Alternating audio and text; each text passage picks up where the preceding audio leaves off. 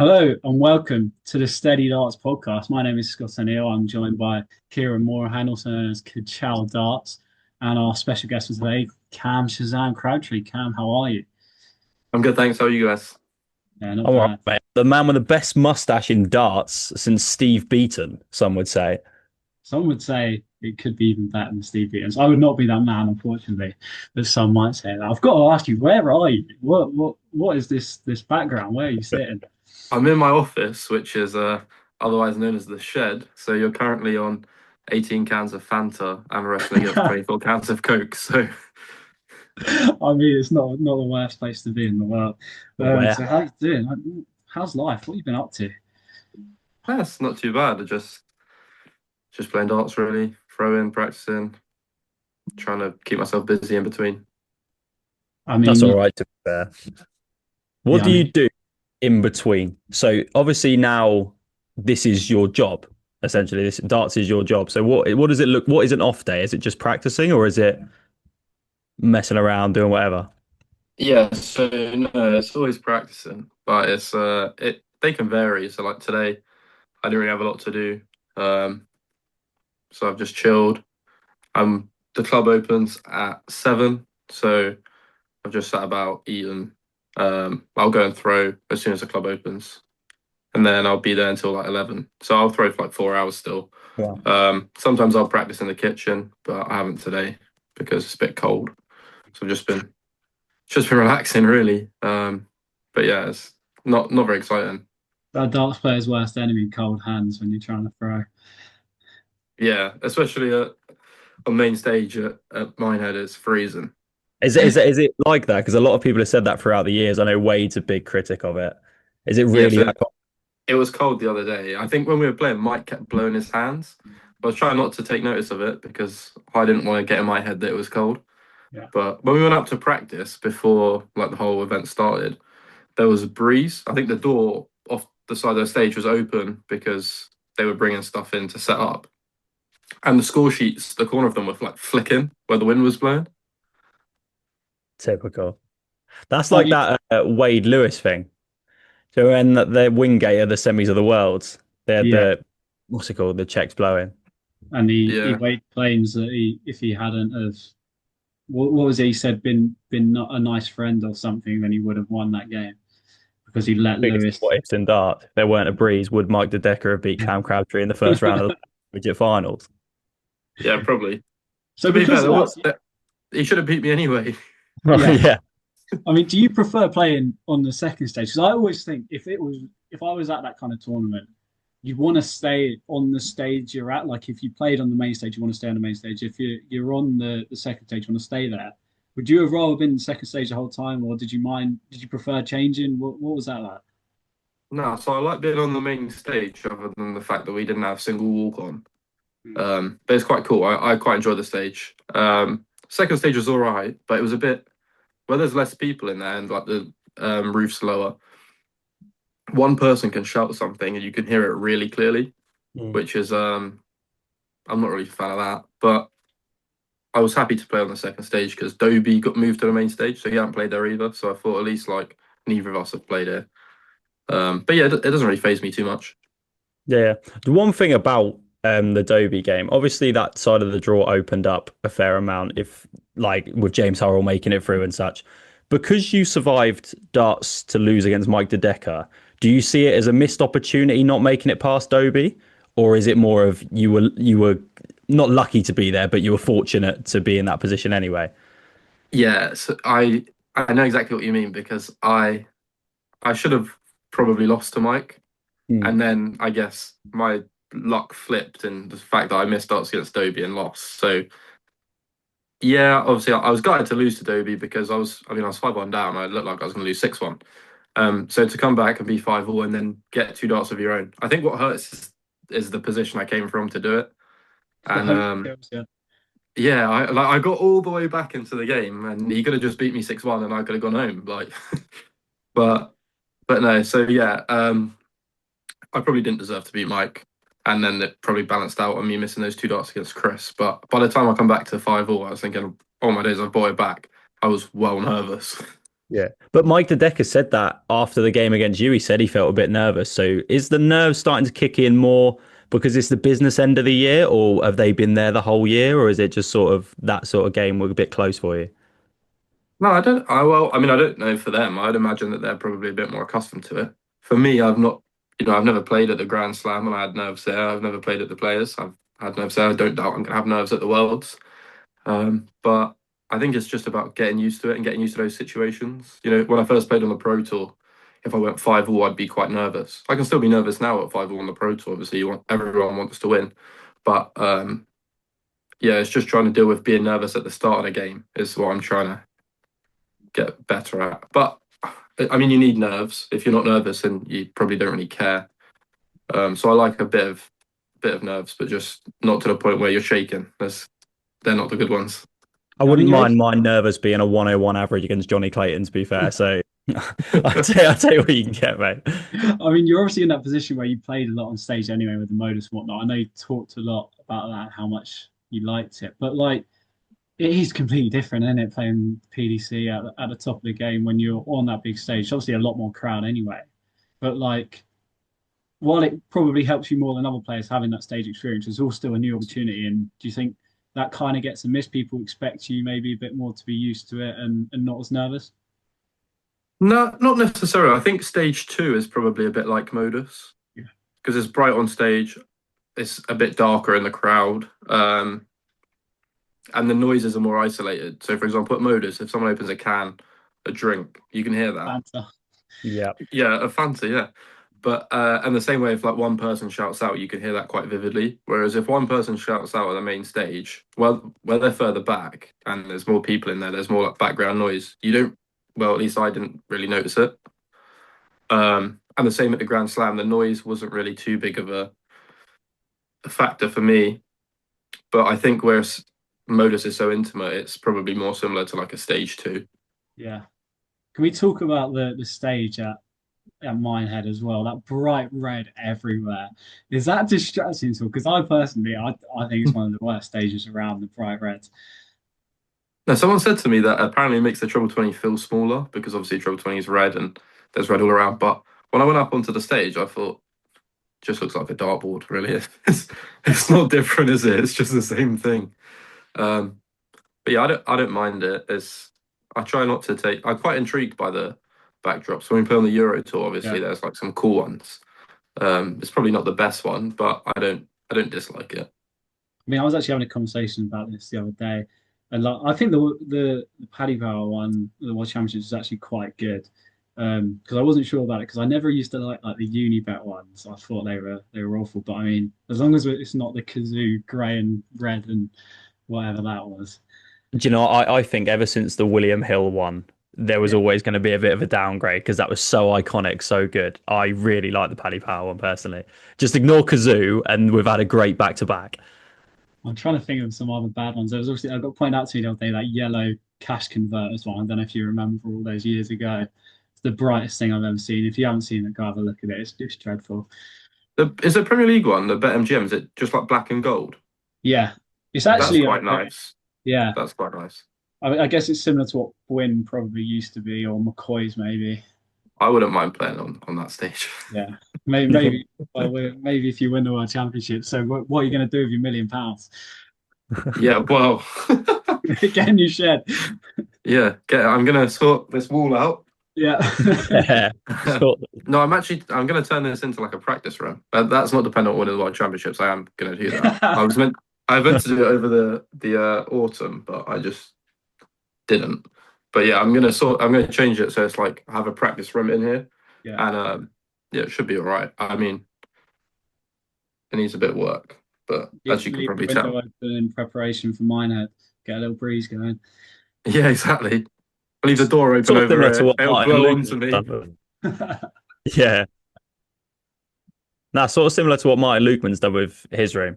That old green thing he's got going on. I know he's struggling a bit at the moment, but that's unbelievable. Yeah, his room's cool. I've been around to practice with him, and I quite like it. And Mel did it all. Well, Martin did some of it, but I think it was mostly Mel. She smashed it. But I'll probably try and set it up a bit like the Pro Tour, just the sort of Yeah. blue background. Get used to that's it. where we're playing all the time. I know some people do it like the Worlds and that, but I think probably just set up like the Pro Tour. Try. I might actually. There's some people that sell like the same sort of boards as you get at the Pro Tour, like the fixed stocky and background and that. I might Yeah. invest in one of them. I'll see if I can get hold of one. You should also get a replica World Championship trophy, put it next to it, just so you're used to throwing for it. Yeah, I'll just put it in the middle of the room, so I have to like walk past it. Yeah. No. So yeah, obviously the Grand Slam and the Players Championship both ended a little bit gutting, really. But like, how you seem to you've kind of been on a steady increase your whole career. It's been up, up, up. Like, do you just brush that aside and prepare for the Worlds now? Yeah, like it sucked the Grand Slam more so than the players because I wasn't very well this past weekend. I had like the flu, so I didn't really expect much. I didn't expect to beat Mike. I didn't expect to beat Chris either. Really, I was just going up there and trying to play as well as I could for how I felt, and I played all right against Chris, so it wasn't all that bad. And as he said, it's annoying to miss those darts, but the Grand Slam, um, that that was a bit tough because I was in obviously position to top the group, and then I just didn't hit my doubles as Lucas checked out 167, and then I went home. So yeah, it wasn't great that night, but it it is what it is, isn't it? I can't go back and change it. It's just take it as experience, learn from it, and be better for it next time. Is it one of those sorts of things that when you get knocked out of a tournament like that, will you sit and watch the rest of it and think, oh, this is a good game? Or are you more gutted you're not there? So, like for the World Youth final just gone, when you were watching Beau versus Jan, was it more annoyance that you weren't there, or was it more excited to watch the game? Well, sorry, Martin Lukeman keeps calling me. This is really unhelpful right now. Um, no, it was so when I came back the first day, like my whole family had obviously been watching it on TV, and then they were like, "Oh, are you going to go to the club tonight?" And I was like, "What?" So I can watch the tournament that I've just been knocked out of on the TV with everyone. That would be great. So I was probably a bit bitter about it at that point, but no, after that, I think I watched most of it because it is what like, I'm still a darts fan. Yeah. I like darts. Um, so yeah, it can be a bit tough, especially like for example watching Lucas, and then I watched when he beat Nika, and I was like, that could have been me, but Yeah, yeah.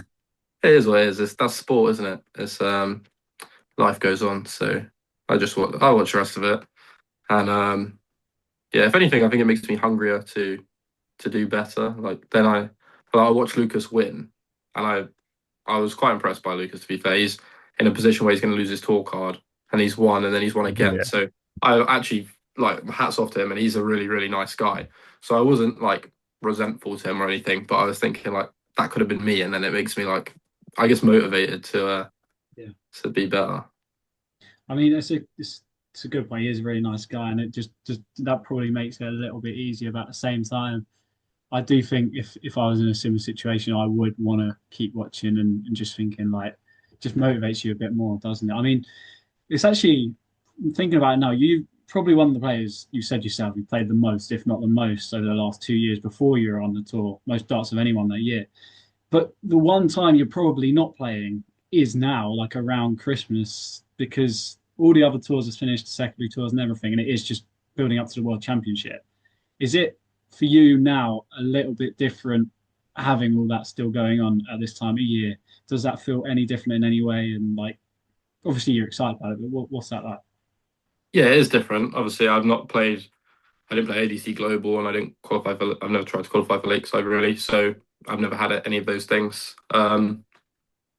So yeah, it's just I mean, I would be practicing anyway because that's just what I'm like. I'll throw most days. Um, but now I have to make sure I'm practicing, and I guess I'm practicing with a bit more of a goal in mind. So that's nice, and obviously I'm really looking forward to it as anyone would be.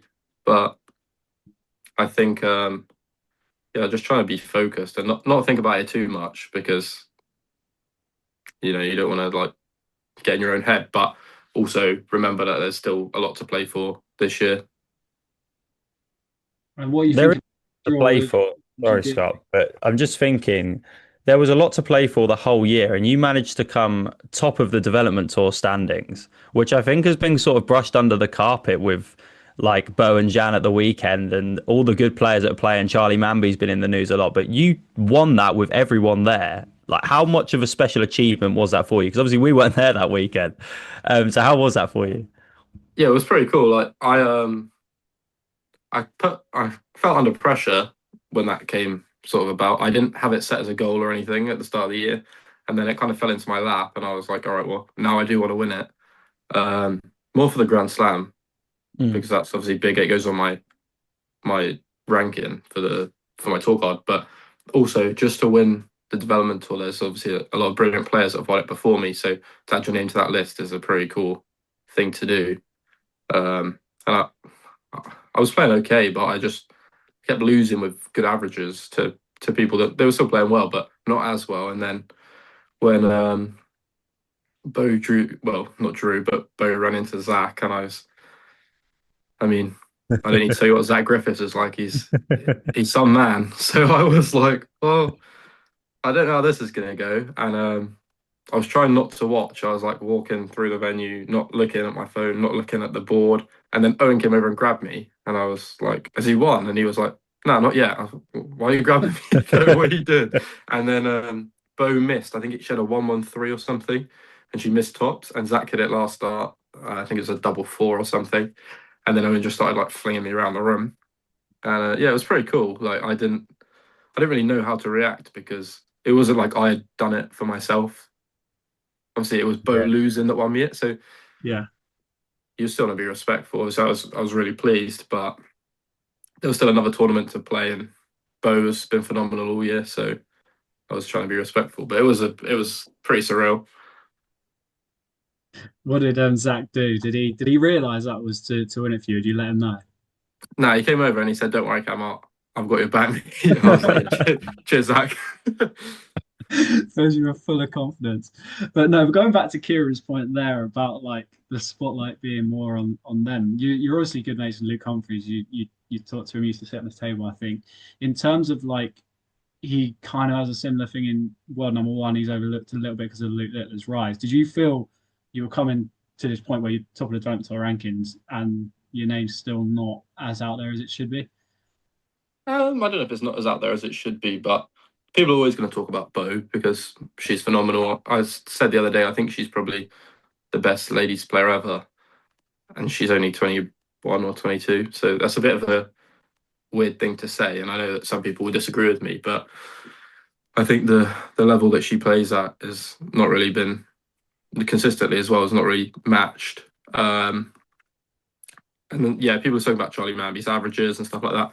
He's brilliant too, but it doesn't really phase me. I'm not at the darts to for people to talk about me. Obviously, it's nice, but I still get paid the same for winning and when they talk about me as when they don't. So I just get on with it. And it's maybe a little bit more recently people have spoken because I played at the Grand Slam and I played at the Players, but I yeah, I don't know if maybe it would bring pressure and I didn't really want or need pressure. I just keep doing what I'm doing and just plodding along. It's working for me. I'm not too fussed. And of course, you've got Andrew Gilding now. I remember at the Grand Slam, you pulled out the Johnny Clayton finger point. Are you going to pull out the thumb up if you hit a 180? That's what I want to Nah, the thing is, I wasn't trying to do the Johnny Clayton finger point, but know.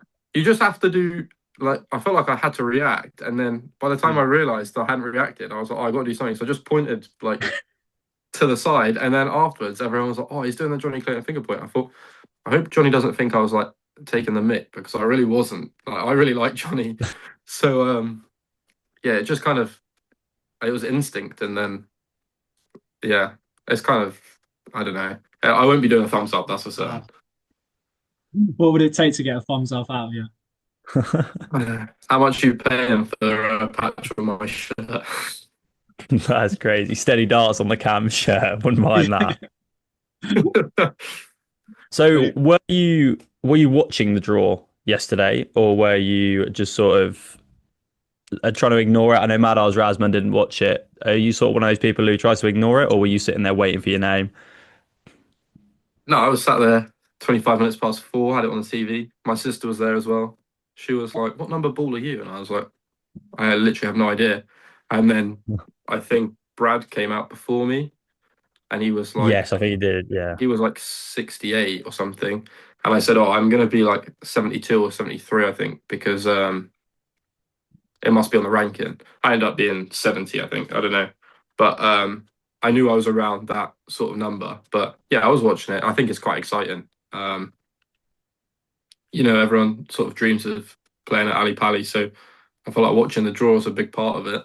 It was quite fun. It was a bit weird, like what I've watched the draw for years, of watching other people and just seeing, oh, I wonder who this person's gonna play, I wonder who that person's gonna play, and then to be in the draw, it's a bit, I don't know, it's exciting, but it doesn't really seem very real. But it must feel so strange because, like, Andrew Gilding's been around for ages. Some of these people in this tournament have been around for ages. I think I saw a stat that James Wade's been playing in the World Championship since before Luke Littler was alive. It's just one of those things where it must feel so cool for you.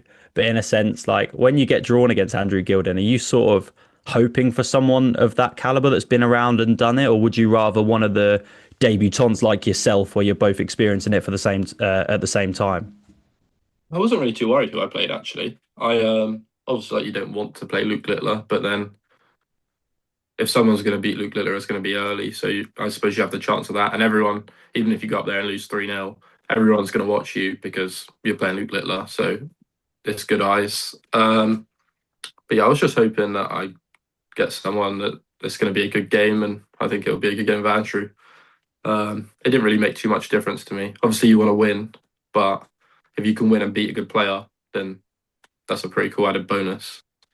And I mean, he's a major champion, so he knows how to win. It's quite a contrast of styles as well. I know you're sort of a rhythm player, you're quite quick. Gilding's sort of very methodical about how he goes.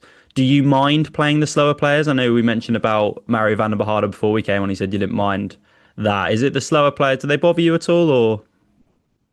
I guess I'll let you know after the game, but it's no, I played for England with Scott Mitchell, so I know what it's like to be around someone that's slow. Um, that's just how he plays the game. I I try not to worry about that because I think if you go up on the stage and you're already worried about how someone's going to throw, then you're already not thinking about what you're doing. You're just worried about them. So I don't really think a lot of it, to be honest. He's just going to play, and I'm going to play, and that's going to be it. Yeah, I mean it's definitely a good mindset to have and going in it just positive, no negative outlook at all. Um, but yeah, no, it's an interesting draw. But what are your opinions on there being those extra people up to 128? Do you think it? Yes. What do you think about that? Because it's come under a bit of scrutiny since the draw yesterday. I think it's cool. I think it's good that they're sort of globalizing the game. I mean, they've been trying to do that anyway with the World Series, and even more so now. You've got people from different regions coming in to play in the World Championships. I think it's good to see. Yeah, there's going to be some players that have got considerably easier draws than others, but I mean, when you watch the World Cup of in football, not in darts, like Haiti have just qualified. Now, whoever plays Haiti is probably going to blow them away, but that doesn't mean that it's not cool to have Haiti at the World Cup because I'm pretty sure it's the first time they've ever been there. And if it's not, then I can't imagine they did particularly well then. But I bet they're all so excited to be there. So I think it's good. Yeah, no, So, it's a like good. Haiti, would you have so Haiti are probably going there thinking we'll get smashed in the group stage and then go home. Yourself, is there expectations for you? So I know a lot of people say, "Oh, I don't like. I believe I can win every tournament I'm in." Are you going in there thinking I can win the world championship, or have you just going one game at a time, Are or have you you got a comparing goal me to tomorrow? Haiti? That's what I was going to say. Yeah, but you not me. I was thinking, hold on, mate. I'm not that. I haven't I've been got that bad this um, year. No, I'm going. Do I think I can win the world championships? Maybe, like, if everything falls my way, then I could bumble through. Yeah, for sure. But I I'm just worried about playing Andrew Gilding, trying to win that, and then I'll play. I think Chris Dobie or Xiao Shenzong. I I think. haven't actually looked, to be honest, mate. I'm pretty sure. I'm pretty sure it would be Dobie again because I played him the other day. or Zong, because he used to be a mission as well. But yeah, like if I get to play one of them, then that's brilliant. I've nearly doubled my money, and I'm still in the World Championships. And then if I manage to get past Christmas, then I guess that's probably my goal. My goal is to get past Christmas. That's Yeah. like a secondary goal to just win in the first game. If you can win the first game, then that's brilliant. To win at on the Ali Pali stage is a pretty cool thing to do. And then if you can make it past Christmas, I think that's something that a lot of the players will set as their goal. Just to you still want to eat your Christmas dinner and think, oh, I'm getting back to Ali Pali. I think that's a cool thing. Yeah. I mean, you'll probably be watching it anyway. But that is the question. You obviously have to prepare for it, and you're talking about, like we were saying earlier, how you skate a little bit against a deck, and then is it just, oh, this is all a bonus now? Is that where your point is? Once you're past Christmas, it's like this is a bonus. Like I'm here. I've done the sort of thing I came to do. Now it's just a bonus. Yeah, I mean, obviously I know I have the game to beat Gildan, but as I said, he's a major champion. I'm going to go up there with no world's experience, and he's played there a couple of times. So I'm just looking to play well and see how I go, and if I can beat him, then brilliant. And then I'm playing probably Chris Dobie, who is seed number 8 or seed number 9. There's no pressure on you to beat the number 9 seed, is there? So then you just kind of roll with the games, and if you can win, then that is obviously excellent. And if you don't, then you've lost to the number 9 seed, or you've lost in the third round, in which case that's not really anything to be ashamed of. So I'm pretty easy going about it. Yeah, no, sounds pretty good mindset to have. But taking a bit of a different approach now in terms of like the year you've had on the Pro Tour, what are some of those things that have happened that like you wouldn't have expected? What are some stories you've got from the Pro Tour that you're like, I never would have expected this to be the sort of thing that goes on, and here you are witnessing it. The best thing I could give you is so in the mornings when me and Owen always practice together. Yeah. And when they're there, Ryan and Luke Humphries, Ryan and Luke Humphries will play cricket with us. Mm-hmm. So we play first to 4 cricket. And I don't know how much you know about cricket, but if you hit 3 different trebles, so like treble 20, treble 19, treble 18, then it's called a white horse. If you watch, like I saw a clip earlier of Boris playing the super darts, and there's like a feature on the soft tip machine that comes up white horse. Right. If you could see Luke Humphries at 11:30 in the morning galloping up and down the oche because he's hit treble 20, treble 19, treble 18, that's probably something I didn't expect that would happen this year. But yeah, it's great fun. It must be so cool to be with people like that just in the mornings practicing, like, because obviously Humphries and Searle have been around for a while and you had such a quick rise up to the top. Did you think when you were in those pubs in London averaging in the 40s, did you think that would be you one day? No, I didn't. But it's not. They don't really make you feel like that. They're just normal people, the same way we are. They're just better at arts. So I don't feel inferior around them or anything. Obviously, I still think like that's Luke Humphries, and Ryan's achieved a lot too. They're cool guys, but yeah, they've become my mates now. So it's kind of normal, which is that is a weird thing to say, but that is how it feels. I guess that's why like so many people give darts the credit of it. Is like there's a quote of someone who said like a working class person doing extraordinary stuff. Like it's just the average person can go and play darts whenever they want. So you can really see these people as just like humans, and it's strange because like I mean we knew you we've known you for a couple of years now before you were a pro, obviously, and like we obviously saw your game and thought, wow, like you could easily go off and do this, but it's just the fact that you're now doing it. It's just a completely different. It's just strange, you know what I mean? Like, and it's just normal. Yeah, I travelled to Portsmouth for it on about an hour's notice, so they better have made it. I remember trying to hold you up outside when you were balancing on the railings. We don't worry about that night, mate. I was in Bristol and I was getting calls from Kieran like, "Can you get down to Portsmouth?" I was like, "Wait, no, it's only an hour train. No, it's not, mate." That was brilliant. The next morning was a fun one. Yeah, I bet it was. That was a good night, though. To be That fair, was a great night.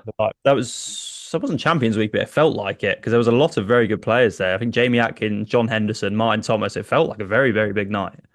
Yeah, so I think I lost to Hendo in the semi for 3, I Yes, think. Yeah. 4-2 or 4-3, something like that. Yeah, but no, that was a good night. Danny was there as well. Danny Jansen, yeah, Yeah, yeah, good night that was. love the Modus. I love the Unfortunately. Modus. Do you wish you could go back there sometimes? I was talking to Owen about this the other day. Like, I don't know, I do miss it a bit. Like, I had great times there, but then obviously this is where like I want to be, not in the shed, but like going to the World Championships and stuff like that is what I want to be doing. So it's but yeah, I did have some good times down there. It's a great place to play darts, and there's great people there as well. Yeah, I imagine you. Does it feel so kind of good when you see like other people come through that modus system with you? Is it just a bit like that sense of pride of knowing you've gone through the system with these people, you've got to know them and everything, and now you're seeing them do well as well?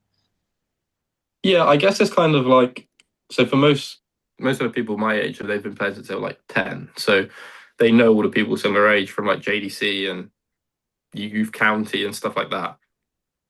Where I only started playing at like 16, 17.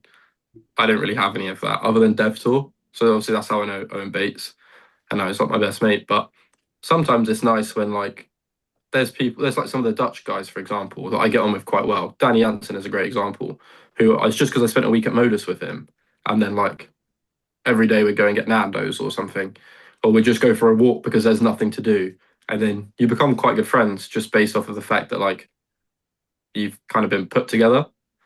And yeah, so whenever I see Danny do well, like I'll like give him a text and say well done or whatever, because it's nice to see, he's a good guy, and these are people that in everyday life you obviously wouldn't meet, but darts is sort of, well, the Motor Super Series in Portsmouth has just plonked you together, and now you've got a good friend out of it, so it's pretty cool. I love to hear stuff like that. We haven't got too long left, so I know you're into your music massively. I've got a question about. I made a video the other day on my TikTok about the state of walk-ons in the PDC. I've seen And it. there was a mixed reaction to it.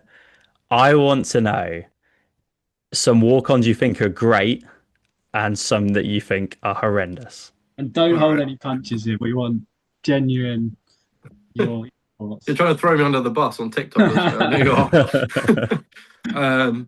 So I love Aspinalls because The Killer's my favorite band. So Yeah. I would like that anyway. But everyone gets involved in it. It's great. Who else do I like? Hetter's got Dancing in the Dark now, right? Yeah. Yes. That's But great. no one knows the words to his song in the Yeah, crowd that's what I yet. was going to say. It surprises me because he's obviously done that, and you see him on the walk on singing Damien His Hayes, and like yeah. no one's singing it in the crowd. They just it makes me laugh because like it just didn't go quite as to plan for him. I even wasn't it? Who was it? Oh, sorry if it's a tough. I think it was the game after you actually that Dovey was playing. Can't remember who he had, but he was He singing. played James Hurrell, and Yeah, James and he Hurrell was walks onto Hillbilly Rock. yeah, but he was singing Dovey's "Hey Jude" with his own name, and I was thinking that's brilliant because Dovey obviously wanted to go Dovey, but then he said he was there going Hara, and it was just that made me laugh a bit. I don't know if anyone else saw it, but yeah, go on, And there's carry on. other I liked obviously he's changed it, but I liked when Wade had The Boys Are Back in Town. Yeah, I love Oh that yeah. song, so I thought that was good. He needed Um, one that lasts 5 minutes now for his walk on, so he had to, he had to make it a bit longer. but no, I was say I love music, so anyone that's got a good song, I'm quite happy to listen to it or sing along. Um, Ones that I don't like, I'm not. I'm gonna upset everyone. I'm not a big fan of buntings. I we, said this and I got absolute pelters from everyone. If you know So the thing is, what he does is great. Obviously, he gets the whole crowd involved, mm, but I just think like it's not my favorite one, which that's cool. I reckon he might actually try and change it at some point, and it just completely backfire for his face, and next time he's back with it again. But that was Yeah. apparently a hot take when I said that. But I'm trying to think who else I'm not a fan of. I don't really like out of the top players. They're all pretty what do you okay. think of Lukeman's? I love it. Oh, Lukeman's is brilliant. Amazing. Van Gogh's is quite iconic. I like that. Um, I think Littler's is quite interesting actually because I don't know about you. Obviously, I really like music, but I didn't know Green Light before Luke had it. I See, didn't really know I that knew song Green Light from WrestleMania. from wrestling. Yeah, so That's why I like it. when I was like up until about the age of probably 10, I was well into wrestling. And then I kind of haven't been since. I would still watch it sometimes because my brother and my dad watch it, or they'll talk about it. But so yeah, I don't really know that song, and I can't imagine that anyone like that song started getting played on the radio. Now I've Yeah. never ever heard that song in the car before, I but mean, Pitbull mentioned Littler, didn't he? Like, yeah, like I think that's so mental. The fact that him coming out to this song, and uh, if I, for example, my first ever Euro tour, I walked out to that, nobody would sing it. But no. Littler Mhm. took that song on that no one really knows, and then But after like 3 weeks, everyone's singing it. I think it's quite that is a mental sort of like effect. yeah, I mean, I there's a bet lot. I bet the streams on Spotify are up for that song like Yeah, Yeah. throwing money into tremendously. Pitbull's pocket. The least he can do is bring him out.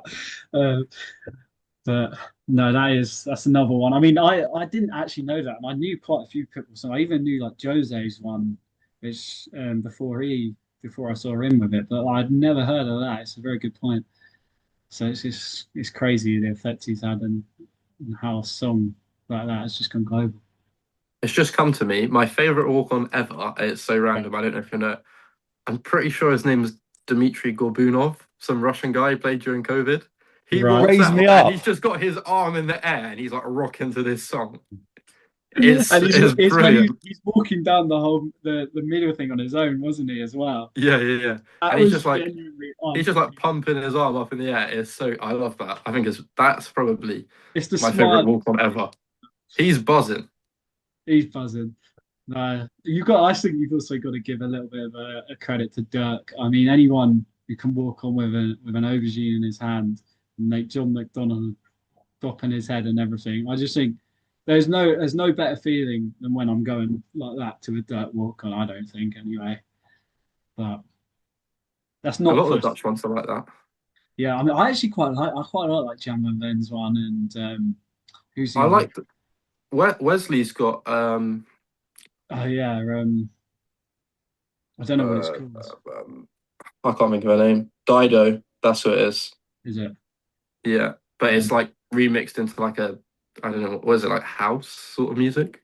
Pretty much. I Is it? mean, like you say, that's what. Techno in it. Yeah. Techno. Yeah, I don't really know what it is, but I don't mind the ones that are like incorporating songs, but Dirk's is just like kind of noisy. Yeah, Yeah. And I don't mind noisy music, but that's just like noisy noise. That's what that is. So that's not my biggest favorite, that one. fair enough. Right. Well, thank you for joining us. I think we're about to run out of time. We've got a minute left. Yeah. Yeah, so we'll leave it there. But thank you so much for joining us. I'm sure I down the appreciate line it, we'll Cam. end up having you back on again. We appreciate it. It's always nice to catch up with you. No, Um, thank you guys for having me. Good and luck in the worlds as well. We might be there. You never know when the schedule comes out. we might, and we'll be going like that, and we'll be hoping that you're doing it too. No, I don't need you doing that. I need you doing like some Shazams. Get Hev teaching you. No funds up allowed. I think the schedule's out on Thursday, so we'll be looking out for that. But yeah, so anyway, thank you for joining us, and we've Thanks, been Cam. Steady Darts Podcast. I've been Scott O'Neill, Kieran Morahan, and thank you to Okay. Crabtree. See you later. See you All later. right.